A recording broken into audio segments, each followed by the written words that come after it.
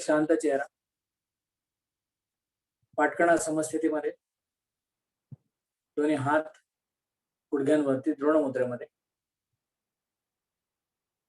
Complete awareness of stable and comfortable body posture. संपूर्ण शरीराच्या स्थिर आणि सुखकारक अवस्थेची जाणीव.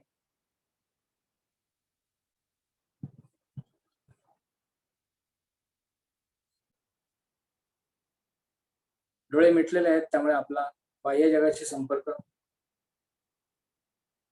फिजिओलॉजिकली नाही आहे.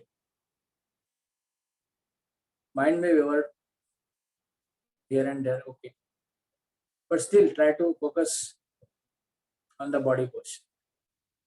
शरीराची जाणीव, शरीर स्थिर आहे, सुखकारक आहे.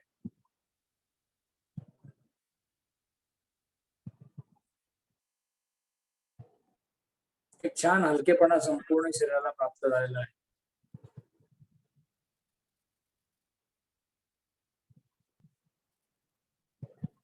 आता हळूहळू आपल्या श्वासाकडे जाणीवेला घेऊन चला.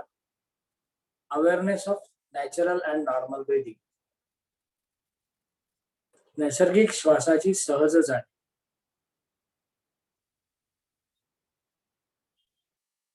जसं तुम्ही श्वासाकडे लक्ष द्यायला लागतात तसं तुमच्या लक्षात येतं की ती क्रिया अतिशय सुंदर प्रकारे चालू. It's a beautiful rhythm it has got.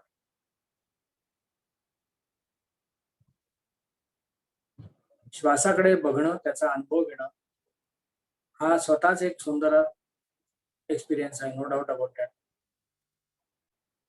Whenever you feel excited, just observe your breath.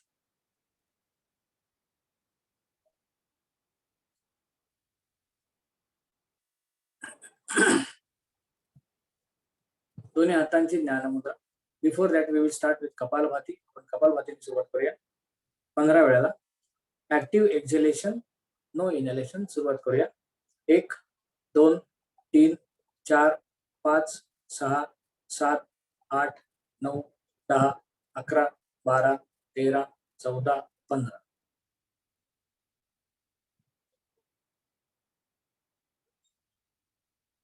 सहज श्वास आपोआप सुरू होतो. हा मधला जो कालावधी आहे तो खूप महत्वाचा आहे. शून्यावस्थेकडे नेणार आहे. It brings you to the state of zero thought in the mind. आता दोन्ही हातांची ज्ञानमुद्रा, अंगठा आणि पहिलं बोट जोडलेले. ही दोन्ही बोटं ज्या ठिकाणी जोडली जातात त्या ठिकाणी प्राणस्पंदाचा अनुभव. तर्जनी और अंगूठा एक साथ जुड़े हुए. ये जहां जुड़ रहे हैं वहां स्पर्श बिंदु की तरफ ध्यान दीजिए.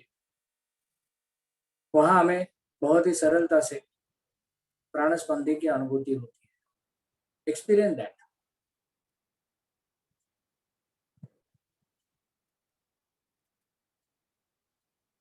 ज्ञान शारीरिक स्तरावरती,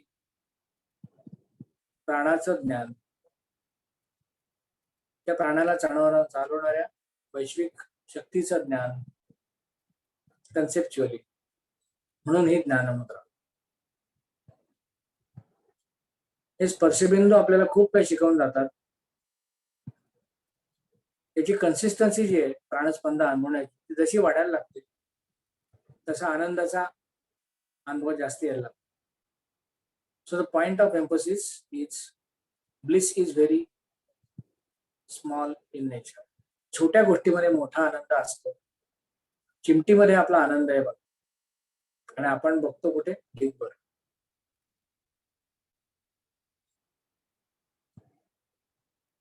सावकाश पण डोळे उघडायचे. समोरच्या ओम कडे नजर स्थिर ठेवून जाणीवपूर्वक बघण्याचा प्रयत्न. ब्युटिफुल इमेज ऑफ ओम. सुंदर निळी पार्श्वभूमी आहे. हा निळा रंग जो आहे तो आकाशाचा आहे, विशालतेचा आहे. आणि त्या आकाशामध्ये असलेला निरभ्रतेचा आहे, त्याच्यामध्ये असलेली किरण, आणि त्याच्या बॅकग्राऊंड वरती सुंदर असा हा ओम प्रोजेक्ट झालेला आहे. त्याला आपल्या दृष्टीमध्ये साठवण्याचा प्रयत्न करा.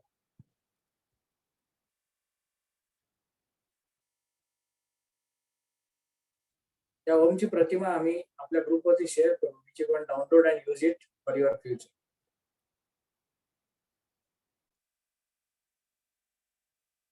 सावकाशपणे डोळे मिटून घ्यायचे. हाच ओम गुरुमध्यामध्ये अनुभवण्याचा प्रयत्न अंतरत राहतात. मनामध्ये ओमचाच विचार, ओमचाच मनन, ओमचं चिंतन.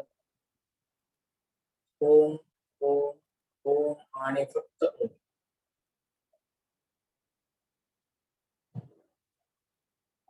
Mind is fully engrossed with Om.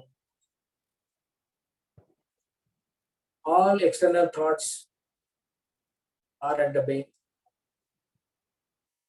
सगळे विचार पाठीमागे गेलेले आहेत, बॅकसीट. सध्या फक्त ओमचा विचार आहे. आणि गुरुमध्यामध्ये ओमची प्रतिमा आपल्याला दिसते, दिसते जाते, दिसते जाते. इतक्या नाही आपण.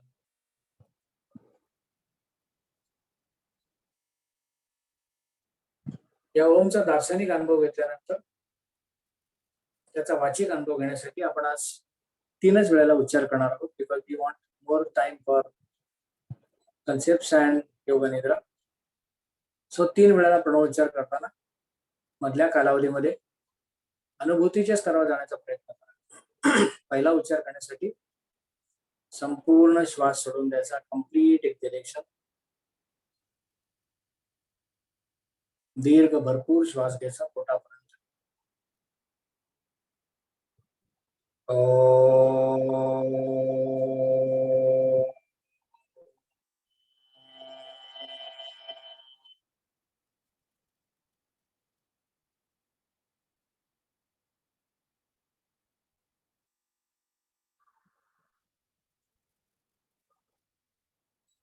आंतरिक जाणीव, इनर अवेअरनेस.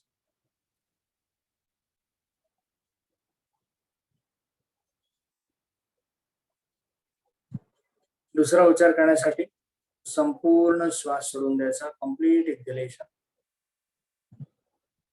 दीर्घ श्वास घ्यायचा.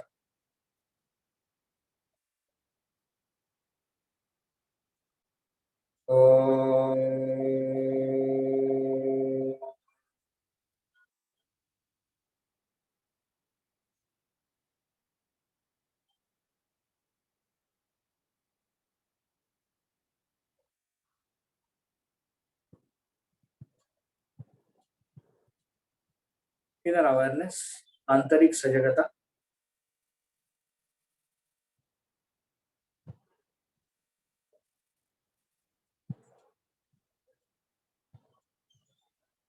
तिसरा उच्चार करण्यापूर्वी संपूर्ण श्वास सोडून द्यायचा, दीर्घ भरपूर श्वास घ्यायचा.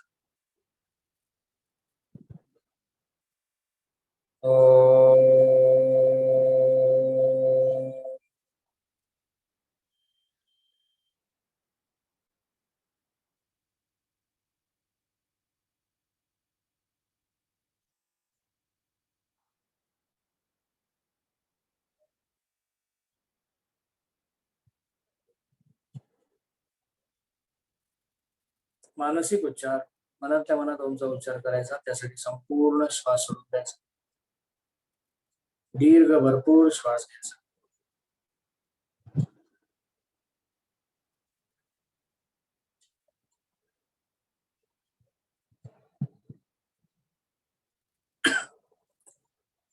कीप द हँड्स इन नमस्कार मुद्रा. दोन्ही हात छातीवर ठेवायचे, जोडलेले. ओंकाराय नमो नमः म्हणताना आपली मान अमृतेने खाली आणण्याचा प्रयत्न करा. Humbleness should be in mind as well as in action. आपण एकत्र प्रार्थना करूया.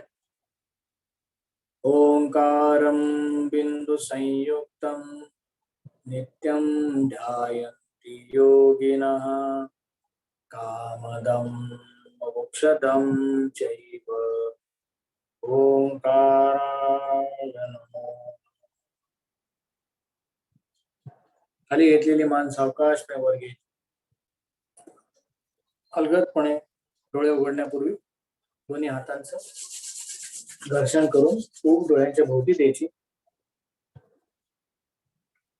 Slowly remove the hands. डोळे उघडायचे. हरिओम.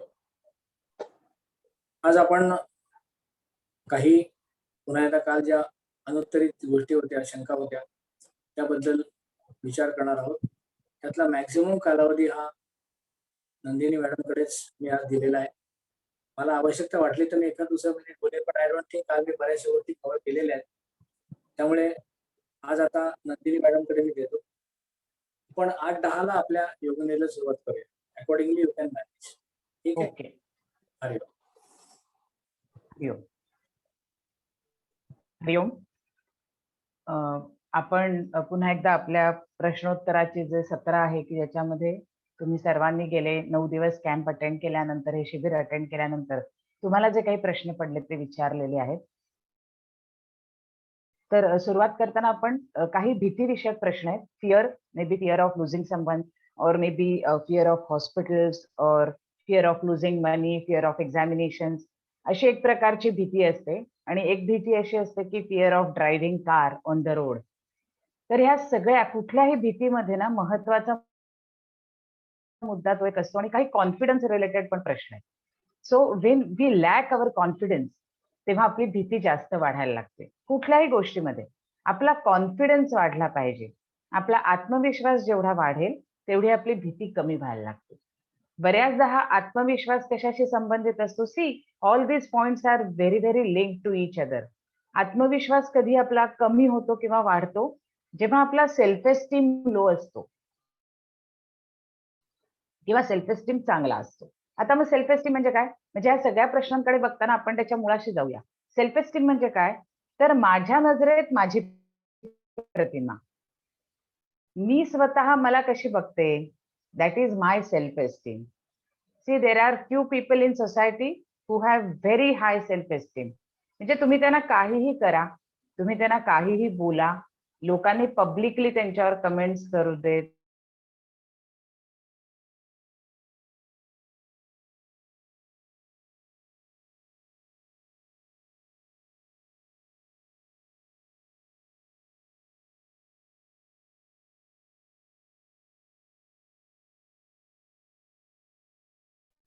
नंदिनीताई डिस्कनेक्ट झालेले आहेत वाटतं. तुम्ही म्यूट आहात. नंदिनीताई म्यूट आहात तुम्ही. ओके. हा, तर आपण म्हणत होतो की confidence is related to self esteem. And what self esteem is? Self esteem is who am I in my own perception. That is very important. And many a times आपली गडबड तिथेच असते. बिकॉज आपण स्वतःला खूप सतत, माझं हे चुकतंच, मला हे जमतच नाही, मी इथे कमीच पडतो, असे सगळे भाव आपल्या मनात खूप जास्त वेळेला येत असतात. Just try to understand. हा अजून एक एक्सरसाइज घेऊया आपण, की how many times I really feel very low for my own self. की माझ्या नजरेमध्ये मी खाली किती वेळेला असते आणि माझ्या नजरेमध्ये मी वर किती वेळेला असतो. आपण हा स्वतःच्या मनाशी विचार करूया. And one has to try to increase or work on the self esteem. Because if we don't work on our self esteem, there are many chances that we will lack in our confidence. कारण self esteem high असेल, मला तुम्ही काही म्हणा, मला माहितीये की मी खूप छान करतोय, तर आपल्याला दुसऱ्यांकडून पावतीची गरज नसते. Now whatever we are doing, आपल्याला ह्या पावतीची गरज नाहीये की दुसरे लोक काय म्हणतायत, काय करतायत. Because we know that we are doing good. I am doing yoga sadhana every day, that is really good. So whether my relatives, people, whatever they say, अरे क्या है ये योगा वगैरह, this is not the age, you should join such classes when you are senior citizen, ऐसा अगर लोग भी बोलेंगे तो भी ठीक है. I don't have any issues because I know what am I doing. So one has to have a real good high self-esteem. मग तो मिळवण्यासाठी काय करायचं? आता प्रश्न एकावेळी तयार होतात ना, how to increase your self esteem. तर सेल्फ एस्टीम वाढवण्यासाठी सगळ्यात महत्वाची गोष्ट म्हणजे अप्रिशिएट युअर सेल्फ.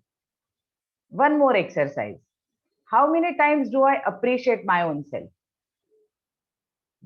हार्डली. आपण एवढ्या गोष्टी करत असतो. अनेक स्त्रिया घरासाठी काही करतात, अनेक पुरुष संसारासाठी काही करतात. We all work together, we are earning, we are doing so many things. But दिवसातनं एकदा तरी आपण म्हणतो का स्वतःला की येस, ग्रेट. हा Nandini, you did a good job, you did a great job यार. कमाल, तू कमाल आहेस.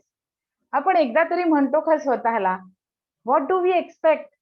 आपण जर पुरणपोळी केली तर आपण काय अपेक्षा करतो की अरे दुसऱ्यांनी म्हणावं ना की तू किती छान पुरणपोळी केलीस. आणि कोणीच म्हटलं नाही की आपण म्हणतो अरे यार आय डिड सो मच, मी पहाटे 4ला उठून एवढं सगळं केलं and nobody appreciated. First of all, why people should appreciate me? Who are they? I will appreciate my self की वाव, तू काय मस्त केलंस आज, तू पहाटे उठून एवढं सगळं केलंस. So let me appreciate myself. And when I start appreciating myself, my image in my own eyes, it really goes high up. आणि जेव्हा ती वर जाते तेव्हा माझा कॉन्फिडन्स वाढतो. जेव्हा माझा कॉन्फिडन्स वाढतो तेव्हा माझी सगळी भीती कमी व्हायला लागते. Because why there is a fear? Why there is a fear of driving a car? Because I lack confidence. मला मला भीती वाटते, मला वाटतं मला जमेल की नाही त्या मोमेंटला माझी गाडी कंट्रोल करणं, समोरनं कोणी आलं मी काय करू. So I am afraid. So if I start saying every day ki yes, I know that I drive a car, I can drive car very well, even in the traffic, even in the city. मला स्वतःला रोज हे म्हणू दे ना स्वतःशी. जेव्हा मी हे स्वतःशी रोज म्हणते, तुम्ही करा असं 15 दिवस स्वतःशी हे म्हणा आणि 16व्या दिवशी गाडी घेऊन जा रस्त्यावर, तुम्ही उत्तम गाडी चालवू शकाल. आपल्या अंगावर कोणी येत नसतं, आपल्याला उगाचच भीती वाटत असते.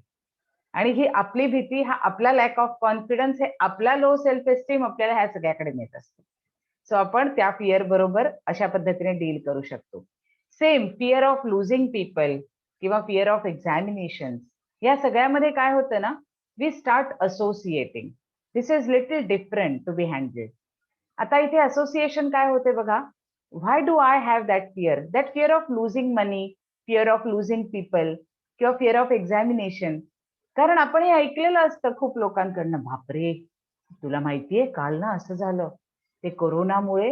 आणि कोरोना तर नाहीच, अगं त्यांना नंतर कोरोना डिटेक्टच नाही झाला, पण त्यांना सडन हार्ट अटॅक आला and he died at the age of 50.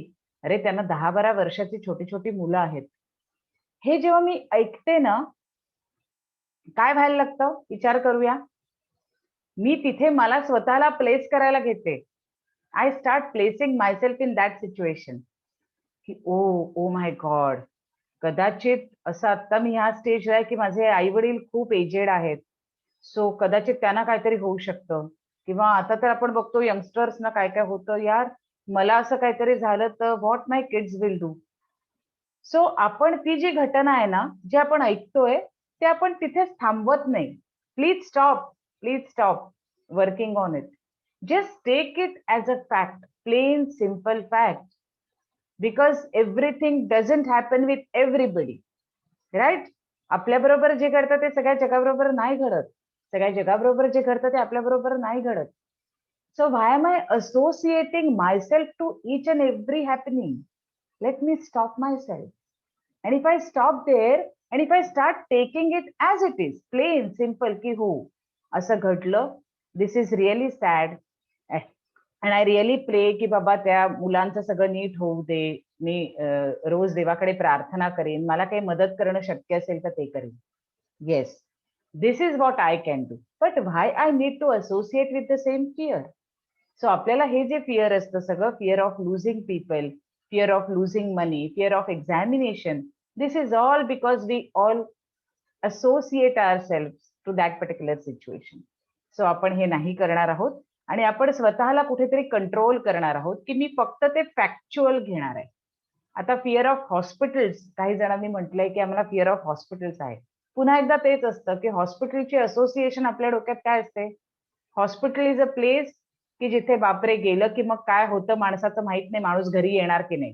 First thought, हॉस्पिटलमध्ये जातो माणूस, परत कसा येईल माहिती नाही.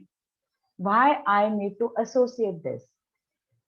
Stop associating, just be positive की अरे उलट ह्या व्यक्तीला चांगलं हॉस्पिटल मिळत आहे, चांगले डॉक्टर्स मिळत आहेत, सो येस खूप लवकर ही व्यक्ती घरी येणार आहे. माझे आई वडील किंवा माझं कोणीतरी near and dear one is getting admitted, चांगली गोष्ट आहे ना. If I have fear of hospital, maybe I will wait till last moment and the patient will become critical and then I might have to say की अरे हे काय घडलं माझ्या आयुष्यात. सो हे सगळं थांबवण्यासाठी आपण फिअरलेस थोडंसं होण्याचा प्रयत्न करूया. Will work on it. आता मी जे कालपासून म्हणते की स्वाध्याय, we have to work on ourselves. तर स्वाध्याय मी इथे थोडंसं योग किंवा महर्षी पतंजलीने आपल्याला अभ्यास जो सांगितलाय ना, तो किती करायचा आहे. आपल्याला सगळ्यांना वाटतं की हा स्वाध्याय स्वाध्याय म्हणतात, या किती काळ करायचा हो. त्यांनी काय सांगितलंय आपल्याला, कुठलाही अभ्यास किती काळ करायचा आहे. ते म्हणतात सतू दीर्घ काल नैरंतर्य सत्कारा सेवितो दृढभूमी. 3 गोष्टी सांगितल्यात. दीर्घकाळ, लॉंग रन, खूप दीर्घ काळ, खूप दिवस, खूप वर्ष करायचाच आहे आपल्याला. म्हणजे आपण म्हणूया की आजन्म करायचा आहे. Yes, this whole birth I am going to practise it because this is for my betterment. Am I doing it for others? Please remove this feeling from your head की मी हे कोणासाठी तरी करते, मी हे कोणासाठी करत नाही, मी हे स्वतःसाठी करते. सो मला हे आजन्म करायचंय. दीर्घकाळ, निरंतर. What is that? Do it consistently every day. Maybe 5 minutes. We are not expecting that one should work for 1 hour, 2 hours, 3 hours. I know we don't have time.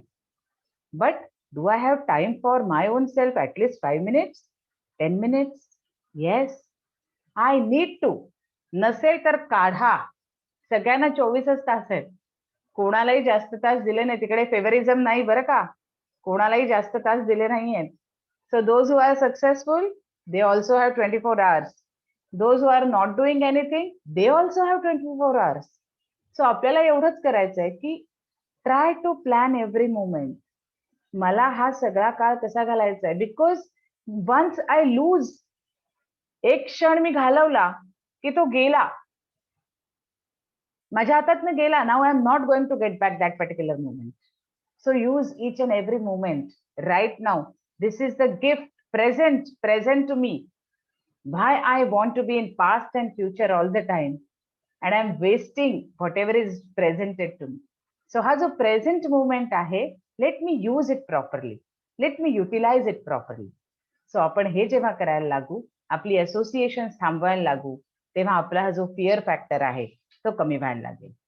एक मी टॉपिक फक्त डील करते. पेरेंटिंगवर काही क्वेश्चन्स होते. Parenting मध्ये जे questions आहेत त्याच्यात मी सर्वप्रथम असं सांगेन की पेरेंटिंग मध्ये you are a role model for your kids. कधीपर्यंत? Till they reach their adolescent age. आता एडॉलसंट एज हे 12-13 नाही राहिलाय. Now it has come down to 8, 9, 10. Adolescent age खूप खाली आलाय. सो तुम्ही तोपर्यंत रोल मॉडेल आहात. त्यानंतर त्या मुलांसाठी रोल मॉडेल कोण आहे? त्यांचे फ्रेंड्स. ओके. किंवा कधी कधी मुलं थोड्या मोठ्या मुलांबरोबर मैत्री करतात. Specially those who are intelligent students, you will find this phenomena in them. They will always have friends who are little elder to them. म्हणजे ते 15 वर्षाचे असतील ना, तर ते 20-22 वर्षाच्या मुलांबरोबर मैत्री करतील. त्याच्यामध्ये पण खूप धोका असतो, पण मी आता त्या डिटेलमध्ये जात नाही. But be careful. जर आपलं मूल त्याच्यापेक्षा खूप मोठ्या मुलांबरोबर किंवा खूप छोट्या मुलांबरोबर खेळत असेल आणि मैत्री करत असेल, बी केअरफुल. लक्ष ठेवा. दुसरी महत्वाची गोष्ट म्हणजे parents have to be assertive. What is assertive? की मला जे काही माझ्या मुलाला सांगायचंय, ओके मला हे पटत नाही माझ्या मुलाचं वागणं. मग एका पेरेंट्सनी म्हटलं की राग येतो खूप, काय त्यांना रोज रोज सांगायचं आणि ते ऐकत नाहीत मुलं आणि त्यांना सवयच लागत नाही एखाद्या गोष्टीची. I do understand. फक्त आपल्याला इथे असर्टिव्हनेस ट्रेनिंग खूप महत्वाचं आहे. आणि जर ते आपण केलं ना, तर मुलांना ऐकावं लागतं. मुलांना ऐकावंच लागतं. What is assertiveness? Assertiveness is basically मला जे काही सांगायचं आहे ते मी खूप शांतपणे पण ठामपणे सांगणार आहे. ह्यातले हे दोन्ही शब्द खूप महत्वाचे आहेत बरं का. आपण ठामपणे सांगतो, पण ठामपणे सांगताना आपण रागावतो. हे मला चालणार नाही असं आपण रागावून सांगतो. आता हे मला चालणार नाही हे मला शांतपणे सांगता आलं पाहिजे. हे जेव्हा मला सांगता येतं माझ्या मुलाला की certain behaviour is not at all accepted in this house, हे इथे चालणार नाही. सी, पहिल्यांदा ना तुम्ही तुमच्या घराचा कंट्रोल तुमच्याकडे, तो लक्षात ठेवा. तुम्ही तुमच्या मुलांचे सगळे करते धरते तुम्ही आहात. You are doing everything for them. So तुम्ही तुमचा जो कंट्रोल आहे, वाजवी स्वरूपात, म्हणजे काय रोज आपण त्यांना हाणामारी नाही करणार आहोत, पण तो कंट्रोल सोडू नका. What do parents do many a times, they start saying की अरे नाही आता आमचं काय, मुलं म्हणतील तसंच आम्ही करतो. Please never. तुम्ही सांगा मला, पेरेंट्स म्हणतील तसंच आम्ही करतो असं मुलं म्हणतात का हो कधी? नाही म्हणत. मुलं म्हणतात नाही आम्हाला हवं ते आम्ही करतो. आणि मग तुम्ही जर त्यांच्याहून जास्त अनुभवी आहात, देन व्हाय वुड यू से की मुलं म्हणतात तसं आम्ही करतो? You should be assertive. So आपल्याला मुलांच्या हॅबिट्स चेंज करायचे. येस, बी असर्टिव्ह. ठाम व्हा, पण शांत व्हा. आपण रागावलो तर मूल ऐकत नाही. का ऐकत नाही? 2 मिनिटात सांगते. कारण आपण जेव्हा रागावतो ना, आपलं परत एकदा प्रेझेंट मधलं भान सुटतं. I am not in that situation then what happens? I start going in to past. मी असं म्हणायला लागते की हा मला माहितीये तुझी रोजचीच सवय आहे, तुला मी 10 वर्ष सांगते पण तुझ्यात काही फरक पडत नाही, तू असाच राहणार आहेस, असाच्या असा, आणि बघ आता काय होणार आहे, पुढे जाऊन फटके खाल ना तेव्हा आमची आठवण येईल. काय झालं? पहिल्या काही वाक्यांमध्ये मी पास्ट मध्ये गेले आणि काही वाक्यांमध्ये मी फ्युचर मध्ये गेले. Am I with this situation? Am I in this present moment? I am losing my own track. Why am I losing my own track? Because of अँगर. सो मला हा अँगर जर मी कमी केला, त्या सिच्युएशन मध्ये रिॲक्ट होणं कमी केलं आणि असर्टिव्ह झालो, तर मला हे चांगलं करता येईल. अजून एक महत्वाची गोष्ट पेरेंटिंग मध्ये, बी विथ द चाइल्ड. म्हणजे तुमचं मूल जी भाषा समजतं, ज्या वयाचं आहे त्या वयाचं होऊन त्याच्याबरोबर काम करा. रिवॉर्ड अँड पनिशमेंट देताना ते त्या गोष्टी बरोबर जुळलेलं पाहिजे. मूल अभ्यास करत नाही आणि आपण त्याला म्हणायचं की बाहेर जाऊन 1 तास मी तुला आता घराबाहेर उभा करणार आहे 1 तास. This is not the punishment for not studying. So त्याच्यामध्ये काहीतरी कोरिलेशन असायला पाहिजे. ओके. सो पेरेंटिंग साठी हे झालं. ऑर्गनायझेशनल बिहेवियर साठी काही क्वेश्चन्स होते. त्याच्यासाठी मी असं म्हणेन की ऑर्गनायझेशनल बिहेवियर मध्ये ना आपल्याला हे लक्षात घेतलं पाहिजे की खूप लोक तत्वाने खूप चालतात. I do understand. One has to follow their own ethics, values आपल्या बरोबर असतं. सो काही ठिकाणी असं होतं की आपले जे एथिक्स असतात तिथे आपल्याला असं वाटतं की यार मला नाही करप्ट व्हायचंय, पण मला व्हायला लागतंय. What should I do? अशा गोष्टी घडतात आणि अशी लोक येतात आमच्याकडे, कारण त्यांना आयुष्यभर याचा सामना करावा लागतो आणि ते तत्वाने खूप व्यवस्थित स्ट्रॉंग असतात आणि त्यांना हे पटत नसतं आणि मग सतत मनात तो संघर्ष होत असतो. So first thing I need to ask my self, I always have 2 choices. मला प्रत्येक क्षणी 2 चॉईसेस आहेत, हे आधी लक्षात ठेवूया. माझा चॉईसचा कोणीही हक्क काढून घेतला नाहीये. I have 2 choices. मला जर त्याचा इतका त्रास होतोय, do I want to continue or I want to quit? 2 choices. Again, if I want to continue, 2 choices. I want to be with the system, off the system. मराठीत एक म्हण आहे, जळात राहून माशाशी वैर करू नये. म्हणजे काय? Wherever you are, you just can't have many enemies over there. If you have many more enemies over there, it becomes difficult. So आपण ज्या ऑर्गनायझेशन मध्ये असू तिथे आपले जास्तीत जास्त जितकं आपल्याला फ्रेंडलीनेस, जितकी पॉझिटिव्हिटी, जितका हॅपीनेस, जितकं ब्लेस आपल्याला सगळ्यांबरोबर शेअर करता येईल, स्प्रेड करता येईल, तेवढ्या गोष्टी चांगल्या घडतील. सेकंडली, माझे तत्व खूप स्ट्रॉंग आहेत, मला हे करायला आवडत नाही, but at the same time I can't quit my job. What should I do? ठीक आहे. मला असे काही लोक माहिती आहेत की जे ह्या सिस्टीमचा भाग आहेत, होते. मग ते काय करायचे? तिथून त्यांना जे काही मिळायचं ते त्यांना ऍक्सेप्ट नाही करायचंय. ते कुठेतरी चांगल्या ठिकाणी डोनेट करून टाकायचे, एखाद्या मंदिरात नेऊन ठेवायचे, एखाद्या संस्थेला द्यायचे. Is it my money? I know it is not my money. But then if it is not my money, do I want to use it for my self? I don't want to use it for my self. So दान देताना पण स्वतःचं नाव देऊ नका त्याला. तुम्ही निनावी नावाने दान देऊन टाका. Don't write anybody's name because it is public fund. Who am I? माझ्या नावाने द्यायला मी कोण आहे? सो ह्या पद्धतीने जर आपण काम केलं तर माझं तत्व पण मला राखता येतं, पण मला हे सगळं म्हणजे नोकरी वगैरे सोडायची गरज नाही. आता काही ठिकाणी असे प्रश्न असतात की माझे ज्युनियर काम करत नाहीत किंवा सिनियर असतात ते मला खूप धाकात ठेवतात. Then what should I do? Please, आपण जिथे जातोय आपण तिथे कशासाठी जातो? Just ask your self, what is my job? What am I doing there? My main goal is to work for the organisation. First thing. माझा ज्युनियर काम करत नाही, येस आय डू अंडरस्टँड, त्याला समज द्यायचे. इफ ही डझंट अंडरस्टँड, त्याला punishment द्या. If he doesn't understand, give some punishment in writing every time. Every time. रायटिंगने काय होतं माहितीये का, एक रेकॉर्ड क्रिएट होतो. And when that record is created, त्या माणसाला वाटायला लागतं की हा माणूस आता फक्त बोलत नाही, हा रोज मला एक मेमो इश्यू करतो. तुम्ही रोज मेमो दिलेत ना, तर त्याच्याकडे 365 दिवसांची फाईल तयार होईल मेमोची. And then record will be with you as well, and then he will be afraid. मग त्याला टेन्शन येईल, नाही मला आता काम नाही केलं ना तर काय खरं नाही माझं, कारण हा रेकॉर्ड जर पुढे गेला तर काय. So when we are in the organisation, आपल्याला हे सगळं करणं, हे सगळं जमणं गरजेचं आहे. कोणाला तरी काय म्हणायचं त्याला, असेही काही प्रश्न आहेत की how to convince people to forget and forgive or accept and adjust. I do understand, forget and forgive वगैरे. सगळ्यात पहिली गोष्ट लक्षात ठेवायची, जगाला बदलायचा ठेका आपल्याला दिलेला नाही, आपण कोणीही नाही.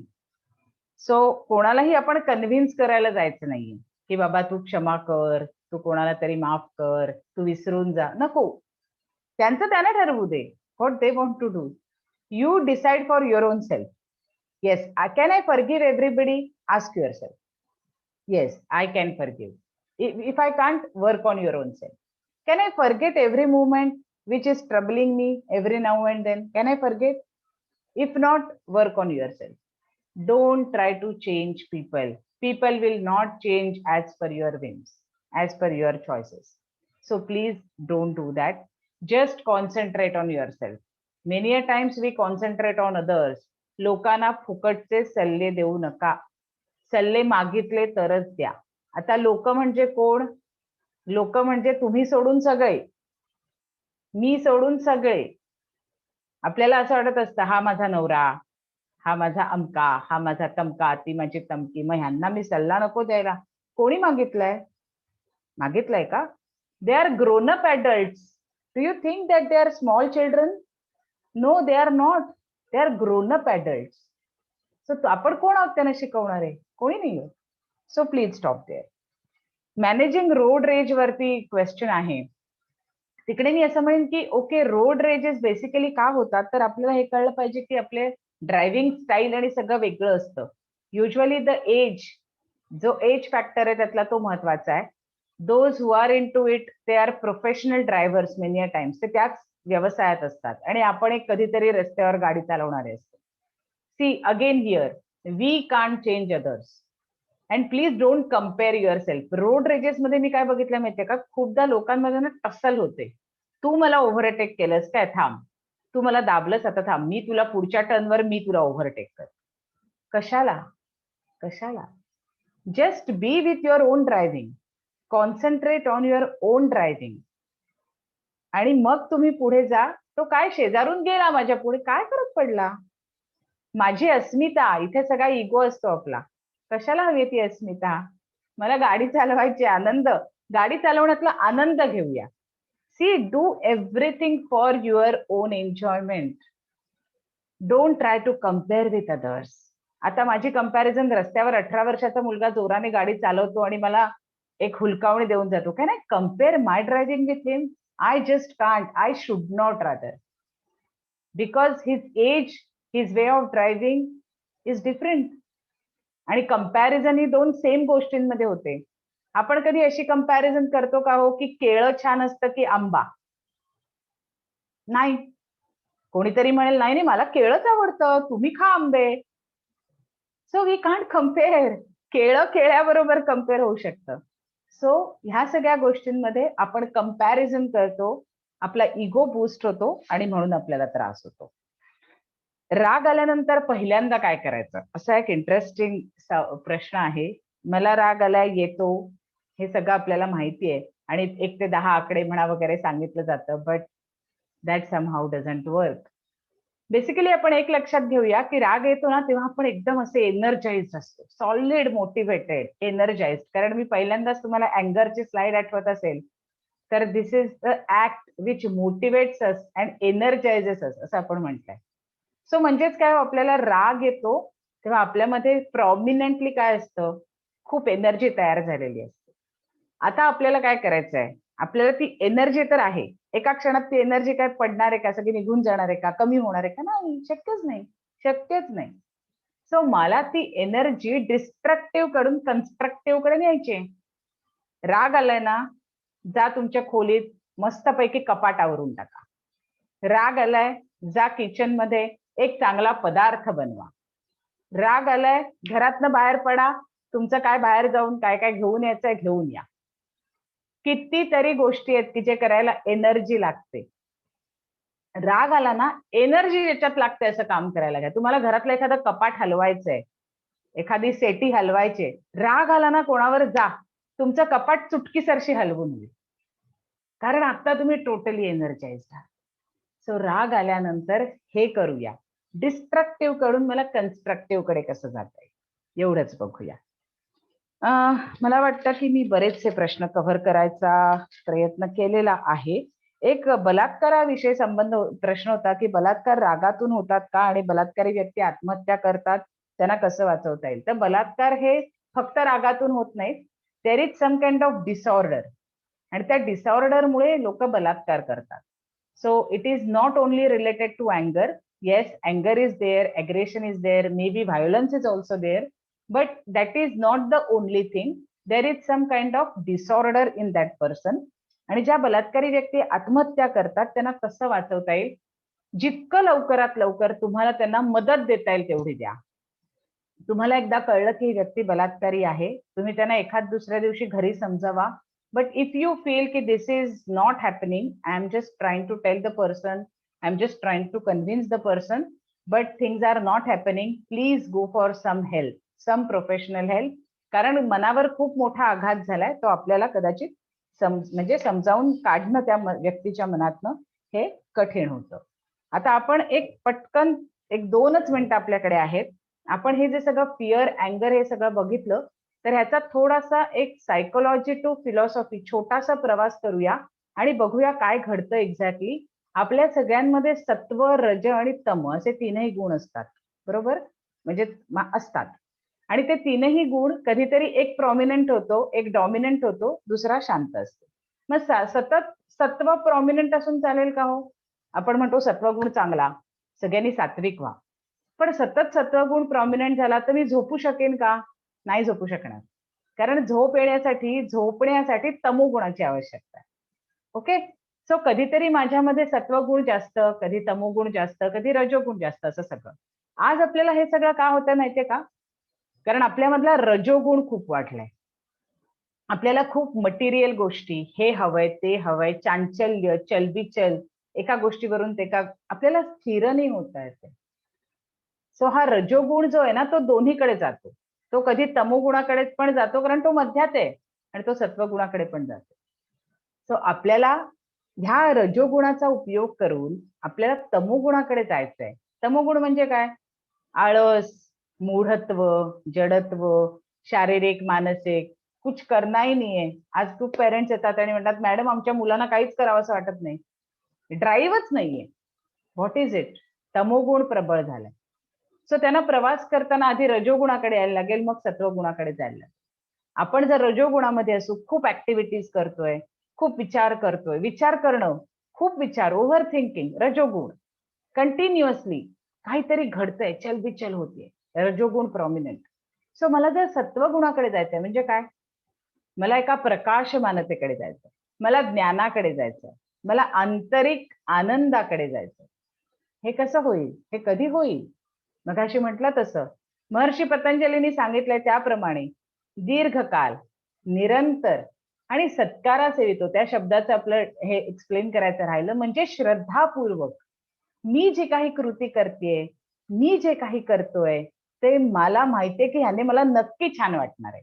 ही श्रद्धा असू दे ना, तिथे पण आपलं डळमळीत असतं. आपण म्हणतो माहिती नाही, काय त्या मॅडमनी सांगितलंय करून बघतोय, पण माहिती नाही होईल की नाही. प्लीज असं नका म्हणू, होणार. आपण श्रद्धेने करूया, आपण विश्वासाने करूया, टोटल विलिंगनेसने करूया. सो दीर्घकाळ, निरंतर, विश्वासपूर्वक साधना करूया आणि आपला जास्तीत जास्त जो काळ आहे आपल्या दिवसाभरातला, तो चांगले विचार, चांगल्या गोष्टी, सकारात्मकता, ऊर्जा, आनंद ह्यामध्ये घालवण्याचा प्रयत्न करूया. पुन्हा एकदा तुम्हा सर्वांना धन्यवाद देते. तुम्ही सर्वजण खूप मोठ्या संख्येने अटेंड करताय रोज आणि तुमच्यामुळे आम्हाला पण खूप एनर्जी मिळते तुम्हाला सगळ्यांना बघून. त्यामुळे तुमचे आभार, ही संधी दिल्याबद्दल मंडळाचेही आभार. आपण इथे थांबूया. हरिओम. सर्वांना खूप खूप शुभेच्छा आणि तुम्ही सर्वजण खूप छान आहात, खूप सुंदर आहात. अजून छान आणि सुंदर व्हा. धन्यवाद. हरिओम. हरिओम. धन्यवाद नंदिनी. हो, धन्यवाद. आज आपण आता पुढची जी प्रक्रिया घेणार आहोत तिचं नाव आहे योग निद्रा. निद्रा आणि योग हे दोन्ही कसे काय एकत्र येऊ शकतात असा तुम्हाला प्रश्न पडेल. निद्रा म्हणजे निद्रा. आता जो उल्लेख झाला तमोभावाकडून सत्वभावाकडे येणं, त्याची एक्झॅक्ट प्रोसेस हीच आहे. हे तीनही गुण आहेत, हे तीनही गुण आवश्यकच असतात. कधीच आपल्याला त्यांचा हाच पाहिजे तोच पाहिजे असं काही नसतं. बेसिकली जे जड आहे त्याला थोडासा धक्का द्यायचा असेल तर त्याला रजोभाव लागतो आणि तो धक्का दिल्यानंतर ते योग्य ठिकाणी नियंत्रित करणं आवश्यक असेल तर त्याला सत्वभावाची आवश्यकता असते. या तीनही भावना आपल्या मनामध्ये असतात. माणसाच्या बाबतीत एक छान वाक्य आहे, man is a rational animal. बरोबर आहे. आता रॅशनॅलिटी संपली की ॲनिमॅलिटी सुरू होते. आता ॲनिमल वाईट असतात आणि माणूस श्रेष्ठ असतो असं काही नाही. सगळे आपापल्या ठिकाणी योग्यच आहेत. फक्त फरक काय पडतो की आपण आपली वागणूक पशुवत करतो आणि पशूंना आपण माणसाळवतो. हा एक फार मोठा डायलेमा आपल्या लाईफमध्ये. आपल्याला आपली वागणूक पशुवत असते. We are behaving like a beast. आणि त्याचेच अनेक आपण आविष्कार बघतो. अँगर आहे, फिअर आहे. हे दुसरं काय, कधी भित्रा प्राणी होतो आपला, कधी आक्रमक प्राणी होतो. आणि दुसरीकडे आपण माणसाला होतो कोणाला, पशू. So this is not required. काही गरज नाही त्याची. त्यांना त्यांच्या वृत्तीप्रमाणे राहू दे, तुम्ही तुमच्या वृत्तीप्रमाणे राहा. आणि हा वृत्तीमधला फरक जो आहे, हा वृत्तीमधला फरक बदलायचा असेल तर एक टेक्निक आहे, ते म्हणजे Yoga Nidra. Man is a rational animal हे एक वाक्य झालं, आपण बघितलं. हे एक विचारसरणी दाखवणार. It shows one tendency. काय टेंडन्सी आहे की I can be beast any time. मी केव्हाही, जरा पिन करा मला. मला काही ते माहित नाही कसं करायचं. को होस्ट कोणी असेल त्यांनी, म्हणजे मी को होस्ट आहे पण मला लक्षात येत नाही ते कसं करायचं. नंदिनी मला हे करतात, पिन कर. हा हा. मी लोकांना दिसेन, कारण मला बघण्यासारखं काही नाही. गंमत सोडून द्या. When we say man is a rational animal, it indicates that I have got freedom to behave like a beast. पण त्याच्याच बरोबर एक्झॅक्टली दुसरं वाक्य विवेकानंदांनी सांगितलं. ते वाक्य खूप महत्वाचं आहे. Everybody is potentially divine. Approach कसा असावा याचं अत्यंत उत्तम उदाहरण आहे. एव्हरीबडी इज पोटेन्शियली डिवाइन म्हणजे काय, तुमच्याकडे पोटेन्शियल कसला आहे, ॲनिमॅलिटीचा पण आहे, डिव्हिनिटीचा पण आहे. आणि एक्झॅक्टली हाच पॉइंट आता नंदिनी तुम्हाला सांगितला, तो म्हणजे तम, रज आणि सत्व. तम म्हणजे आपली पशुवृत्ती, रज म्हणजे आपली मनुष्य वृत्ती आणि सत्व म्हणजे आपली ईश्वरी वृत्ती. आपला प्रवास हा तमाकडून सत्वाकडे पाहिजे. म्हणजे कायम असं सात्विक राहायचं, कायम अगदी शुद्ध तुपातलं तळलेलं राहायचं असं नाही. As required you have to change your stance. ती लवचिकता तुमच्याकडे पाहिजे. माझ्या अंगावरती जर कोणी धावून आला तर मी तिथे रजोभावच दाखवला पाहिजे. I have to be aggressive. सवालच येत नाही, नाहीतर मी संपलो. परंतु ही जर्नी आहे. ही जर्नी किंवा हा जो प्रवास आहे ना, हा प्रवास खूप इंटरेस्टिंग आहे. आतला डिव्हिनिटीकडे जायचं म्हणजे काय, आतून जायचं. आणि नेमकं तेच विवेकानंदांनी सांगितलं की you can be potentially divine. आपण काय होतं, माणूस राहून देव व्हायचा प्रयत्न करतो. तसं नाही. देवाचे गुण अंगी असावे लागतात. पहिला गुण काय देवाचा, क्षमाशील आणि न मागता देणं. या दोन्ही गोष्टी आपण किती वेळा करतो, कधीच करत नाही. मागितल्याशिवाय देतच नाही, मागितलं तरी देत. क्षमा वगैरे माझा काही संबंधच नाही. क्षमा करायला मी काय देव आहे का, असं आपण आर्ग्युमेंट करताना म्हणतो. पण तो पहिली क्षमा स्वतःला करायला शिका. आणि मग तुम्ही लोकांच्याकडे क्षमा करण्याचा विचार करू शकता. तर ही सगळी माइंडसेटची प्रोसेस जी आहे, ही माइंडसेट प्रोसेस आपल्याला बदलण्याची एक साधी सोपी युक्ती ती म्हणजे Yoga Nidra. This process has been devised by Swami Satyananda Saraswati. Bihar school of योगाचे जे फाउंडर होते स्वामी सत्यानंद सरस्वती, त्यांनी ही संकल्पना रूढ केली. ती करताना त्यांनी तंत्रशास्त्राचा अभ्यास केला होता. तंत्रामध्ये न्यास प्रक्रिया असते, तंत्रशास्त्रामध्ये न्यास प्रक्रिया असते. न्यास म्हणजे काय की मॅनिफेस्टेशन. पदन्यास म्हणजे काय की पायाचा न्यास. मस्तक न्यास म्हणजे काय की आपण डोकं जमिनीवर टेकवायचं. सो न्यास म्हणजे stabilising ourself on a particular point. शिलान्यास म्हणजे काय करतात, दगड तिथे नेऊन रोवतात ना, तो शिलान्यास.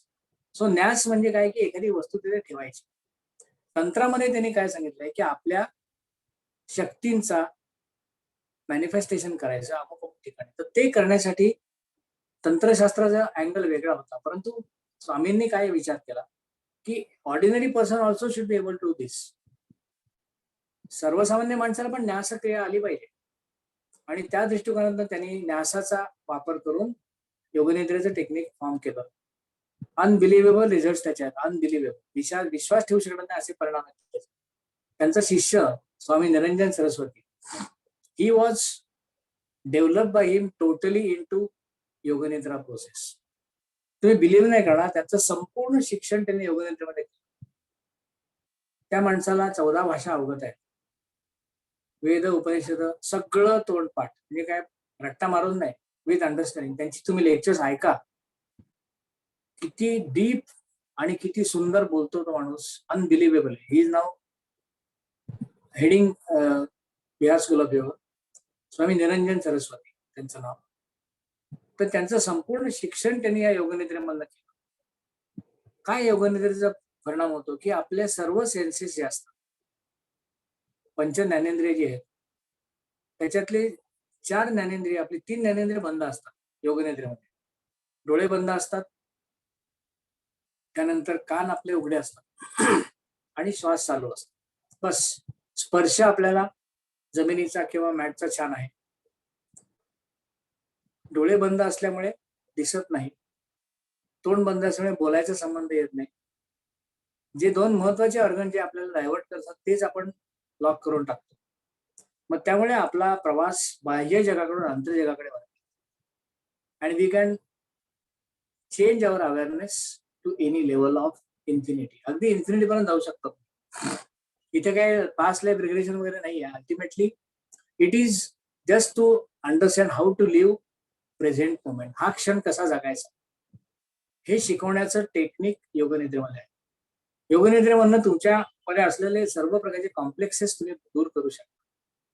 इन्फिनिटी कॉम्प्लेक्स आहे, सुपरिटी कॉम्प्लेक्स आहे, मिक्स कॉम्प्लेक्स आहे, राग आहे, त्यानंतर भीती आहे, ही सगळी आपण अप्रूव्ह करू शकतो. And there are lot many example. मी स्वतः याचे खूप प्रयोग केलेले आहेत, खूप प्रयोग केले. तो सांगण्याचा हा फोरम नाहीये, परंतु मुद्दा काय आहे की you can change yourself radically. मुळापासून बदल. त्याला आपण आजच्या काळात रिइंजिनिअरिंग असं म्हणतो. रिइंजिनिअरिंग म्हणजे काय की radical changes in our approach. आणि हे ट्रान्सफॉर्मेशन आहे ना, ते खूप लांबचा मोठा शब्द आहे. We must start doing the changes. गंमत कशी आहे की आपण बदलानं खूप घाबरतो, कारण गाणं आपल्याला एकच पाहिजे, जीवनात ही घडी अशीच राहू दे. काही गरजच नाही घडी बदलायची. पण ती घडी बदलून तुम्हाला शर्ट वापरता येणार आहे का? नाही वापरता येणार. म्हणून शर्ट वापरायचं तर घडी मोडावी लागणार आहे. एकदम सिंपल गोष्ट आहे. तुम्हाला चप्पल तुमची जुनी झाली, बदल कसे ऍक्सेप्ट करायचे तुम्हाला 2 उदाहरणात मी सांगतो. बदल कसे ऍक्सेप्ट करायचे. तुमची चप्पल जुनी झाली, तुम्ही ती टाकली तर नवीन घेतली, तर नवीन चप्पल आणि जुनी चप्पल यामध्ये फरक आहे ना. नवीन चप्पल बांधीव आहे, छान आहे, टाईट आहे, आणि जुनी चप्पल ढिली झालेली आहे, तुमच्या पायाला ती ऍडजस्ट झालेली. आता प्रॉब्लेम कुठे येतो? प्रॉब्लेम नवीन चप्पलेत पाय घालून चाल. नवीन चप्पल माझ्या पायावरून ऍडजस्ट व्हायला वेळ लागणार आहे, तोपर्यंत ती चावणार तुम्हाला. मग तुम्ही असं करता का की नवीन चप्पल आणल्यानंतर ती जुन्या चप्पलीसाठी ढिली करायची मग घालायची? असं कधी करत नाही. म्हणून तुम्हाला चप्पलीशी जुळून घ्यायचं हे लक्षात. चप्पल तुमची जुळून घेणार नाही. मग त्याला कधी आतून तेल लावा, थोडीशी तिला मोकळी करा, आणि देन यू स्टार्ट. कधी कधी असं होतं की नवीन चप्पल आणली की माणसाचं पाऊल वाकडं पडतं, म्हणजे in not in real sense, त्याला नीट चालता येत नाही. मुद्दा याच्यातला असा आहे की बदल स्वीकारणं ही एकच गोष्ट सतत चालू आहे, सतत. Change is permanent and nothing is permanent but change. बदल कायम आहे, कायम बदल आहे. आणि याच्या बाबतीत स्टीव्हन कोव्हेने एक खूप सुंदर वाक्य सांगितलेलं आहे की the doors of change are close from inside. Stephen Covey हा एक अतिशय सुंदर बिहेवियरल सायंटिस्ट होता. 7 habits of highly effective people नावाचं ते पुस्तक आहे, ते वाचण्यासारखं पुस्तक आहे, वाचा जरूर. Why people are successful because they imbibe 7 habits. त्याच्यामध्ये त्यांनी असं म्हटलेलं आहे की the doors of change are close from inside. बदलाचे दरवाजे आतून बंद असतात. आपण बाहेरनं कितीही थापा मारले तरी काही उपयोग होत नाही. सो आतून दरवाजे उघडायचे असतील तर मला आतमध्ये काम करायला पाहिजे. I have to do inner engineering. आणि त्यासाठी योगनिद्रा आहे. आपण आता जास्ती वेळ न घालवता we will start experiencing that. Just lie down on the back. डाव्या कुशीवरनं पडायचं आणि डाव्या कुशीवरनं उठायचं. का ते तुम्हाला सांगितलंय का? डावी बाजू म्हणजे वाम मार्ग वगैरे असं काही अर्थ लावायचा नसतो. डावा उजवा दोन्हीही तेवढेच इक्वली आहेत. डाव्याच्या बाबतीत एक सांगतो, जो डावलता येत नाही तो डाव. डाव्याचं डेफिनेशन काय? जो डावलता येत नाही तो. You cannot refuse it. So just lie down, relax on the back. पाठीवरती शांत पडून राहा. दोन्ही पायांमध्ये योग्य असं अंतर. पायांची करंगळी, दोन्ही पायांची जमिनीकडे ढिली सोडलेली. टाचा आतमध्ये, अंगठे बाहेर. अंगठे म्हणजे बोटं बाहेरच्या बाजूला स्प्रेड केली. दोन्ही हात चेहऱ्यापासून योग्य अशा अंतरावर. शवासनाची पोझिशन आहे हे लक्षात घेतं. शवासन इज अ पोश्चर आणि योगनिद्रा इज अ प्रोसेस. शवासन एक अवस्था आहे आणि योगनिद्रा एक प्रक्रिया आहे. एक शारीरिक स्तरावरती संपते आणि दुसरी मानसिक स्तरावरती सुरू होते. So when you take proper stance in shavasana, your physical aspect is over. मग काय घडायला लागतं? जे घडतं ते मानसिक असतं.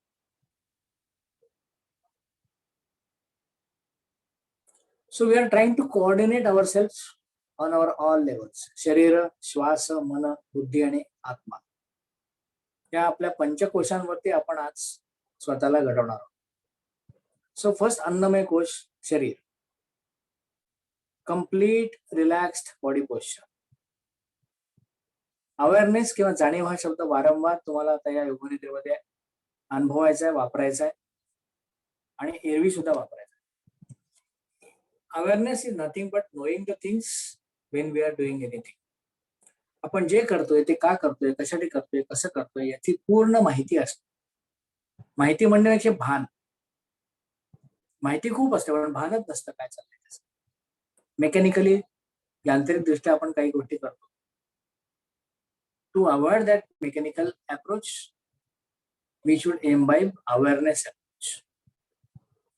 संपूर्ण शरीर पायाच्या बोटापासून ते डोक्याच्या टोकापर्यंत शिथिल झालेलं आहे, तणावरहित झालेलं आहे, सैल झालेलं आहे, हलकं झालेलं आहे, ढिलं झालेलं आहे आणि त्याची मला पूर्ण जाणीव आहे. Yes, I am completely aware of my relaxed body posture.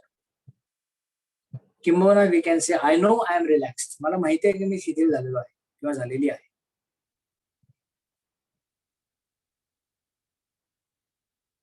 असं आपण जेव्हा म्हणतो तेव्हा आपल्याला तसा अनुभव यायला. ज्यांना रात्री झोप येत नाही लवकर त्यांनी योगनिद्रेमध्ये पडायचं आणि शिथिल करायचं सगळं. आपोआप झोप लागते, आपोआप. टेन्स असताना आपण एखादी गोष्ट, झोप ही रिलॅक्स करणारी आहे, मग टेन्स असताना झोप कशी लागेल? म्हणून झोप लागत.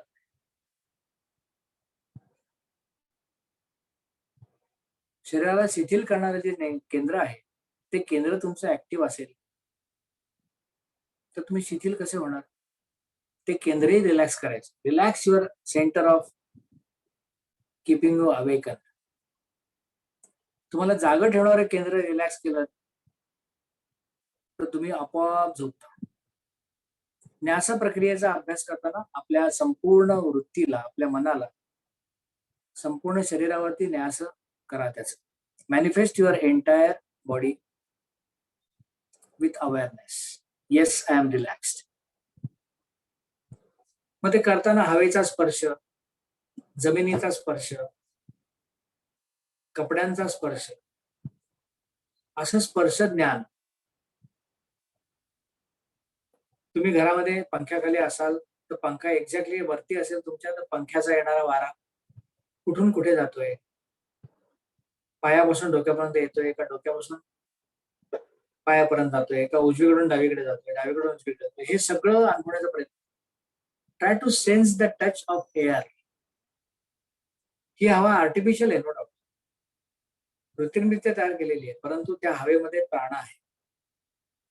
सो सेन्स द प्राण टू युअर एंटायर बॉडी.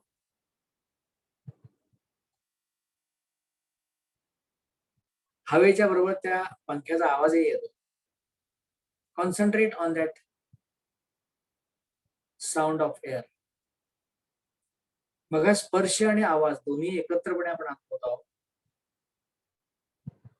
जेव्हा आपण स्पर्शाचा अनुभव घेतो तेव्हा शरीराचं आपलं मन आतमध्ये जायला लागतं, आणि जेव्हा आपण आवाजाचा अंदाज घेतो तेव्हा आपलं मन कानामध्ये राहतं.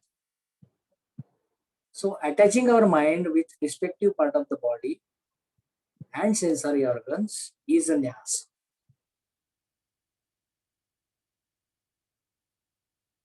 संपूर्ण शरीर पूर्णपणे तणावरहित आहे.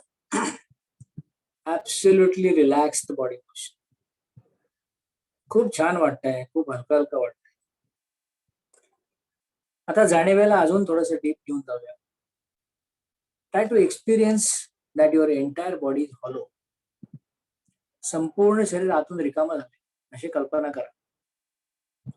शरीराची डेन्सिटी तीच आहे, वजन तेच आहे, घनता तीच आहे. Still you feel that it is completely hollow from inside. आतून संपूर्ण शरीर रिकामं झालेलं आहे. म्हणजे कसं की एखादी बिल्डिंग पाडण्यापूर्वी रिकामी करतात, फ्लॅट्स आहेत, स्ट्रक्चर आहे, परंतु सगळं रिकामं आहे. ते फील घ्यायचं.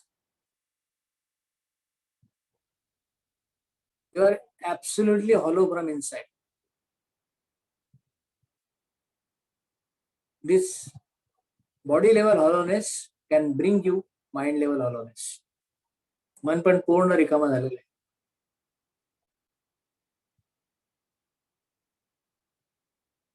ते जे भरलेलं होतं ना मन, ते अनवॉरंटेड विचारांनी भरलेलं होतं. सो त्या मनाला आता एकच वॉरंटेड विचार आपण दिलेला आहे, yes I am totally relaxed. हळूहळू फिजिकल हॉलोनेसचा अनुभव थोडा कमी करायचा. You can sense that everything is perfectly set in the body. Now slowly bring your awareness to the breath. श्वासाकडे लक्ष घेऊन चला. शांत शांत लयबद्ध श्वास. थोडस श्वासाकडे लक्ष दिलं की तुम्हाला कळतं की श्वासामधला सौंदर्याचा भाग मी अनुभवू शकतो. I can experience the beauty in the breath. त्यात कसली आली beauty? There is a beauty in the breath. It is happening. I am not doing. When you start observing the happenings you can enjoy the beauty in that. घडवण्यापेक्षा घडणाऱ्या गोष्टीकडे लक्ष दिलं ना तर त्यातलं सौंदर्य कळतं. So you are just observing the breathing happening at its own. अत्यावश्यक म्हणून श्वसन चालू आहे. Because we cannot remain without breath, we all are doing breathing. इतकी ही क्रिया सहजपणे चालली. संथ शांत लयबद्ध श्वसन. श्वास घेताना हवेचा स्पर्श, श्वास सोडताना हवेचा स्पर्श, हे सगळे ग्रॉस लेवलचे जाणीवेचे स्तर आहेत. But they are required. ते आवश्यक आहे. त्याचा सटल पार्ट कुठला आहे, त्याचा सूक्ष्म भाग कुठला आहे, तर प्राणशक्तीचा अनुभव. So when you always say that I am getting energised on inhalation, you get energised beyond doubt. And when you say I'm relaxed on exhalation, you get relaxed beyond doubt. ताण कमी झालं की आपण निश्वास टाकतो किंवा सुस्कारा टाकतो. What is that? Exhalation. Associate that tendency with the every breath. प्रत्येक श्वास घेताना मी प्राणयुक्त होत आहे. प्रत्येक श्वास सोडताना मी तणावमुक्त होत आहे. This is a continuous present tense. हे वाक्य आहे, हे ह्या काळातलं आहे ना. It is connected to the past, nor it is connected to the future. ज्या ज्या वेळेला तुम्ही हे वाक्य मनातल्या मनात म्हणाल त्या त्या वेळेला तुमच्या श्वासाने तुम्ही प्राणयुक्तच होणार आहात आणि तणावमुक्तच होणार आहात बियॉन्ड डाऊट. मग प्रत्येक वेळेला ते म्हणावं लागतं का आतमध्ये? नाही. It keeps on flowing inside. त्याचा एक स्त्रोत तुमच्या मनामध्ये सतत चालू असतो. तुम्ही फक्त जाणीव ठेवली की माझा श्वास मला प्राणयुक्त बनवत आहे आणि सोडलेला श्वास मला तणावमुक्त बनवत आहे.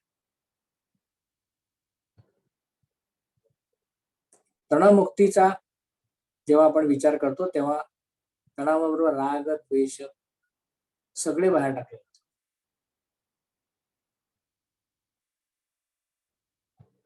If you want to control your anger, exhale forcefully. मुखधोती म्हणतात त्याला. तोंडाने हवा बाहेर सोडून द्यायची. शब्दांचा वापर न करता.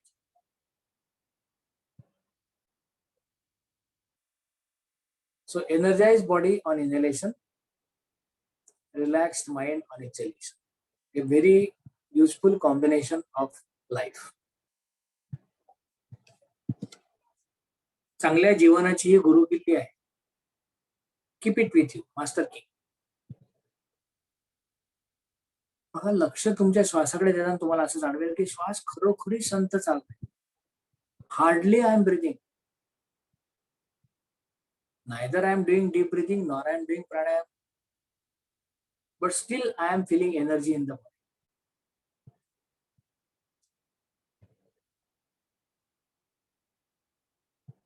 खूप छान वाटतंय, खूप हलका हलका वाटतंय. श्वास घेताना नाभीचा भाग हलकेच वर येतोय, सोडताना तो हलकेच खाली जातो. Associate your abdominal movement with the breathing.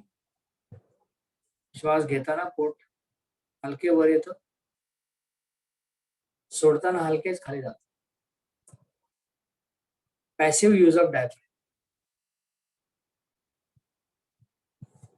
थोडं कॉन्ट्रडिक्टरी वाटेल. Active use of diaphragm is breathing, पण here passive use of diaphragm म्हणजे काय की हलकेच पोट खाली जातं.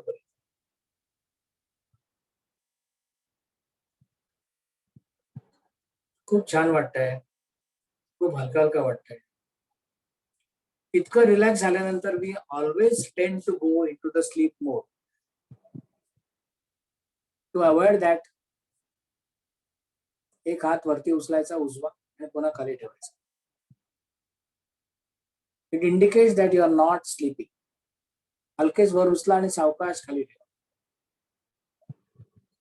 Now we will continue with the next process, mind conditioning. मनोवृत्तीमधला बदल हा विचारवृत्तीमधनं होतो. सो विचारांचा वेगळा स्त्रोत आपल्या मनाला द्यायचा आहे. We know the thought. Since we are connected our focus with emotions, Bhavana and their management, आपला हा नेहमीपेक्षा थोडासा वेगळा संकल्प आहे. माझ्या सर्व भावना संतुलित आहेत. त्यांना हाताळण्यासाठी लागणारी इच्छाशक्ती आणि आत्मविश्वास ह्या क्षणी मला प्राप्त होत आहे. All my emotions are balanced. I am getting tremendous willpower and self-confidence right now to handle them. आपल्याला आता हा संकल्प मुखोद्गत झाला असेल, you must be remembering that भाषा तुम्ही कुठलीही वापरू शकता. 3 ते 4 वेळा ही 2 वाक्य अतिशय मनापासून मनातल्या मनात म्हणा.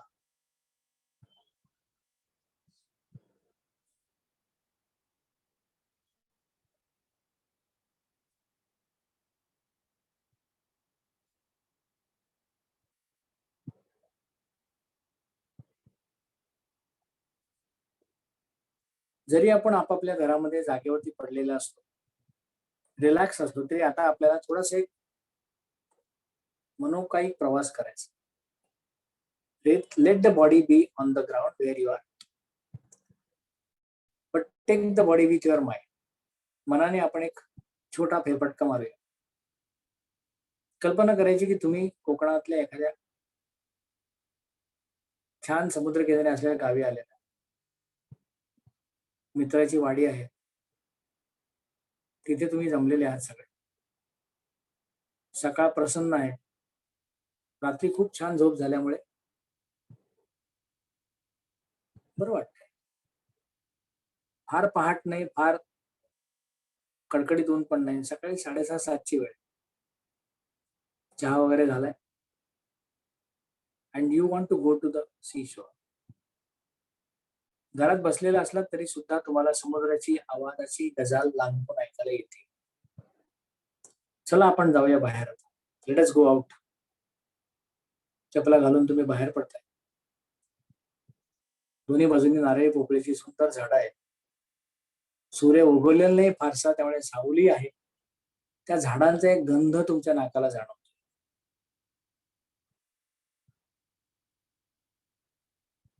मित्रांनी बंबाचं पाणी तापवलेले बंब पेटवलेला आहे, त्यातून थोडस लाकड, त्याचा धूर येतोय.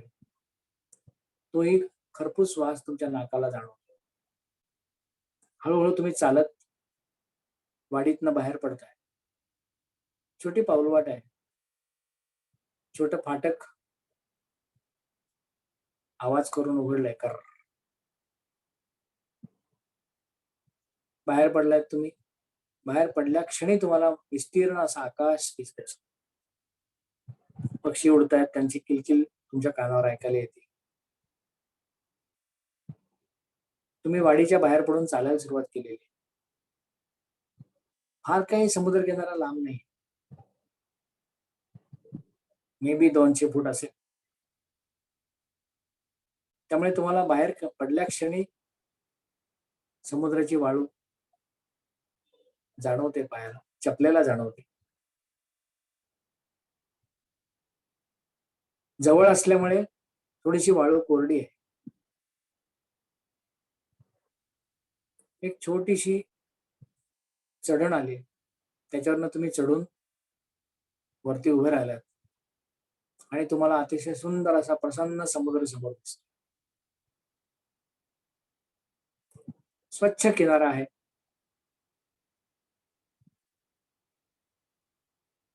ओहोटी संपून भरतीची वेळ जवळ येते, त्यामुळे लाटांचा वेग तुम्हाला लांबून पण जाणवतो.